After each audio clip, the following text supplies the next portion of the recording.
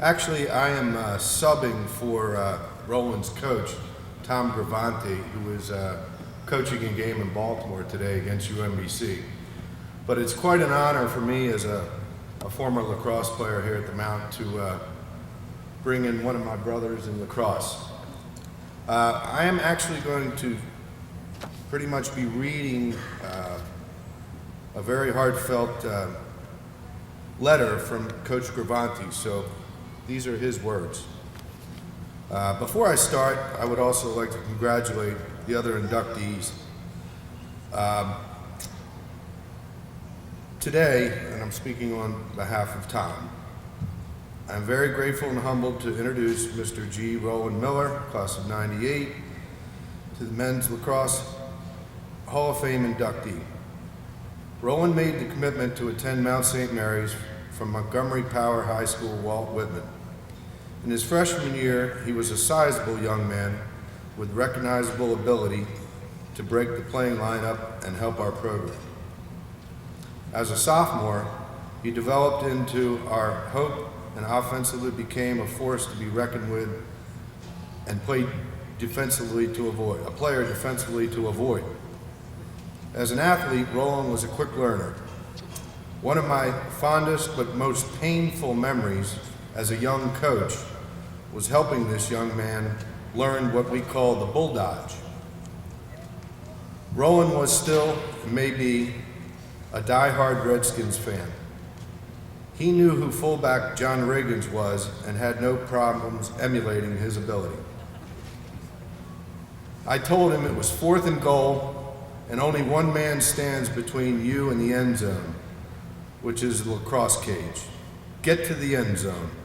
Further, I explained that he could not run around me, but rather you have to run through me or over me. Certainly not smart on my part, considering he was 19 years old, 6'2", 215 pounds, and me 5'7", and 190 pounds. Not me, this is Tom Gravante. Needless to say, a painful learning was reached and coaching tactic no longer used by me.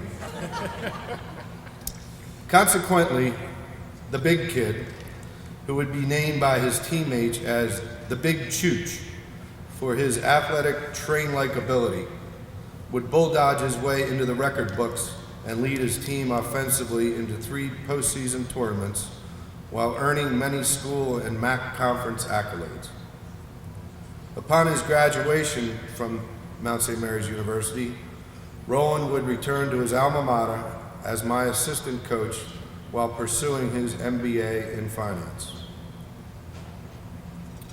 He would help me lead our program to the 1999, 2000, and 2001 MAC playoffs and win the postseason MAC championship in 1999 and 2001. Moreover, while on my staff, Roland was developing as an intelligent, loyal young man who was helping me grow as a coach and someone I could call a friend. Unfortunately, in the fall of 2000, my health failed. This is Tom again. I specifically had news confirmed in my office because I did not know how to share it with my wife of 1 year. I definitely sought the support and comfort of Roland, who I knew would help me in keep it together and overcome my fears of this news. Though I never really told him how much I appreciated his support to keep me mentally strong. I use this moment now to say, Roland, thank you for being there for me and my family, and I'm very humbled and proud to call you my friend. Upon graduating with his MBA, Roland went on to make the Mount proud, exemplifying the Mount's mission of having our students grow with faith, discovery, leadership, and community. He is the son of Mr. and Mrs. Carl and Susan Miller, younger brother to Pierce, loving husband to Mrs. Sarah Brodsky Miller, and proud father of William. Congratulations, Mr. and Mrs. Miller and brother Pierce, on a job well done. You have guided Roland in becoming a great man, loving husband and father. Sarah, however, your mission has now begun, and we know that behind every good man, there is a better woman. Good luck and God bless. Please join me in congratulating Roland Miller, class of 1998, to the Mount St. Mary's Hall of Fame. Big toot.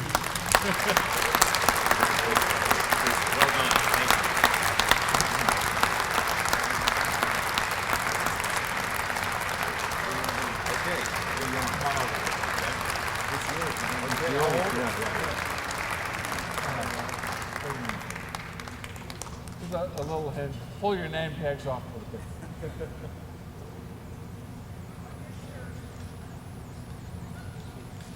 Button your coat, right, Mark? Okay. You big guy. Don't look like it.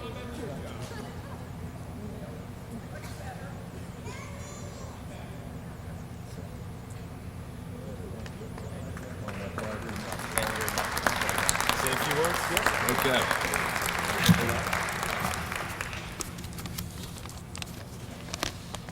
Thank you very much. Hello and thank you. I'd like to quickly just say thank you to the Alumni Association, Rob Herb, Lynn Phelan, and Maureen Plant, President Powell, and everyone here who's made such a pleasant day for us here. This is really something, and I'm very impressed and floored when I walked in here to see this put together. It's really something special, and I'm very appreciative and honored today to be here. You know, being from the DC area, we don't have much in sports news these days, aside from the Super Bowl, and I think it was National Signing Day for college football, and it got me thinking that, you know, William will sign today. You know, right now. So if we could get today's rate, you know, we could work something out with Coach Gravazzi, you know, tuition, because he'd be proud to put on the blue in 2030. You know, that'd be fantastic. It's great to see fellow classmate Brian Wall being inducted up here today as well. We used to share a few beers at Mount parties packed into the apartments like sardines and talking to each other. And I actually remember having to guard you on this court right here when I first got to school. And it was the fall, so you were in season. And I remember thinking, well, let's see what this long-haired soccer player's got, you know? And, you know, he was in my year, and we're going to mark him up. And little I know, it was Magic Johnson on the court in the basketball game. Ended up being a track meet, and I was left a little embarrassed and realized I had to get into the gym to get in shape to get ready to play a Division I sport. Kia Williams is here. I remember watching you play. I coached here with Hugh Donovan, who went on to marry Lauren, who was your teammate, and he was a big guy and very proud and always needed a wingman to go to a women's basketball game for some reason, so I would go, and I got to see you play quite a bit, and that was fantastic. And Dave, I never got to see you play, but it's fantastic that you're up here. A two-sport athlete. I mean, it seems like it's long overdue, in my opinion, so this is great. Let's see, I was first introduced to lacrosse by my father, who brought home 2 neon yellow lacrosse sticks in an effort to get my brother and I out of the house in our summer cottage in Annapolis. And my mom's baby brother, Jay, who's here today, showed us how to use them and not beat each other over the heads with them. Little did my father know that his sons would go on to become experts in repairing sheetrock in a house for holes about this big in all the walls.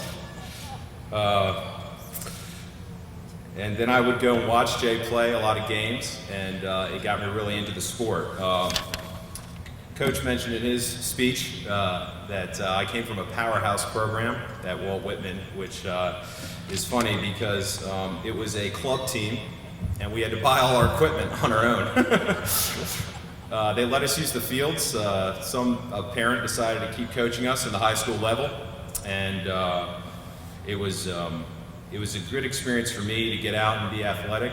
By the time I was a senior, as a late blooming B- student, I didn't have the letters filling up the mailbox for commitments, but I was definitely interested in finding a home in a great college.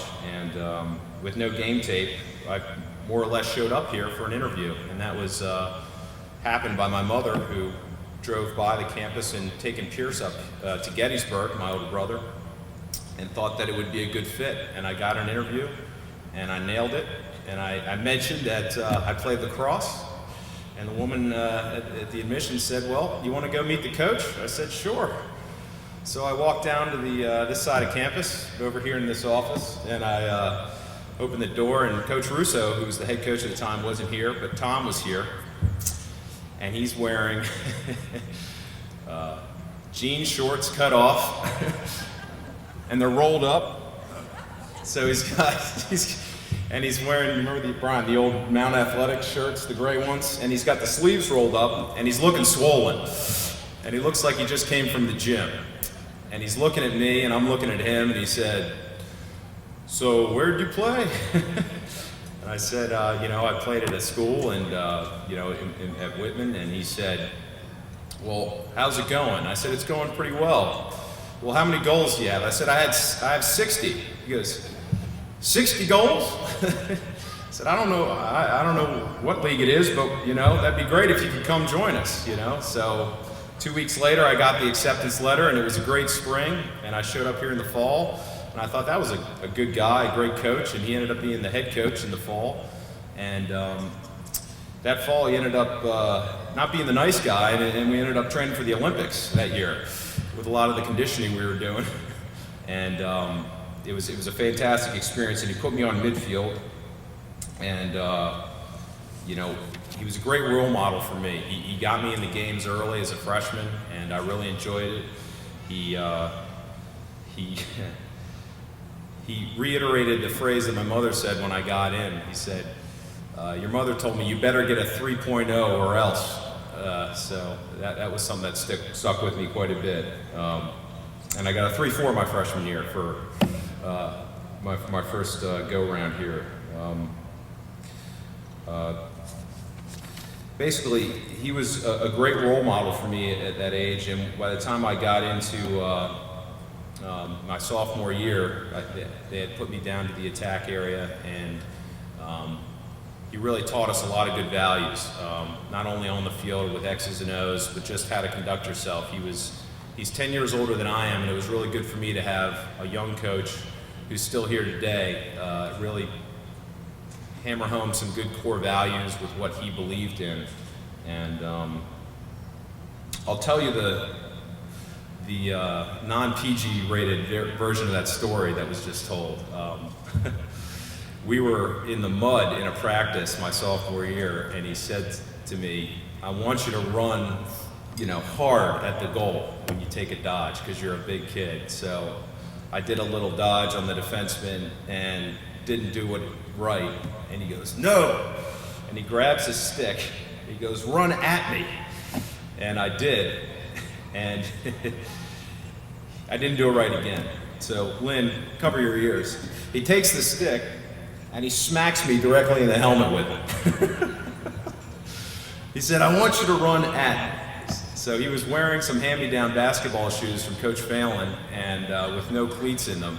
And I decided to run at him as hard as I could, and I knocked him, and all I saw were streaks on the mud, and he was laying on the ground, and all the giggling behind me had stopped, from guys like Todd Sauer and Matt Moran and the guys who I was trying to emulate. And he gets up and he says, "Now that's what I'm talking about." So from there, a lot of the games, they really come, I remember a few, but what I really remember from coming here and having this be such a good fit were some of the great teammates I had. A lot of great people, great values instilled on me by Coach Gravanti. And, he was really a great mentor to me. In the fall of 2000, when he got diagnosed, I was right there for him. And to tell you a little bit about the man, who coached me in going through that, I'll share with you a story that I had, which I do remember like it was yesterday. When Tom was diagnosed and he was going through chemotherapy and radiation, he went and he was always at every practice throughout that season, as many as he could be. We went down to look at a kid in Baltimore, and on the way back, he said, "Hey, well, we're going to stop off. I got to, do this radiation treatment at this facility." And I said, "Oh, okay," not knowing what I was really going to see. And going in there, I wasn't prepared as a young man to see what a waiting room is like in one of those facilities. And I remember clear as day walking in and just seeing a young boy, probably about 8 years old, and his mother, and the faces in one of those rooms. And it hits you really, really hard. And Tom walked into that room, and he lit it up immediately. He went right over to the kid. He said, "Hey, I'm getting 3 today. How many are you getting?" And the kid, lit up, and they started, talking back and forth. The mother put a smile on her face. Other people in the waiting room just immediately lit up. And then he went and got his treatment. And then we left. And in the car ride home, Tom said to me, "Did you see that kid in there?" And I said, "Yeah." He said, "I'll take his too. Put that on my back, because I'll take his too. That's not right." And that was the kind of person, a role model I had. And it's a testament that he's been through so much and made such a good impression on a lot of his players. And it's a real good reason why a lot of us come back and come to games and support him. And he was a big influence in my life at that time. And a lot of believed in a lot of the values you see behind me on these banners. And I'm very happy and honored to be here today and being going into this this Hall of Fame that you'll see up there. And a big reason is because of Coach Roland. Thank you very much. Thank you.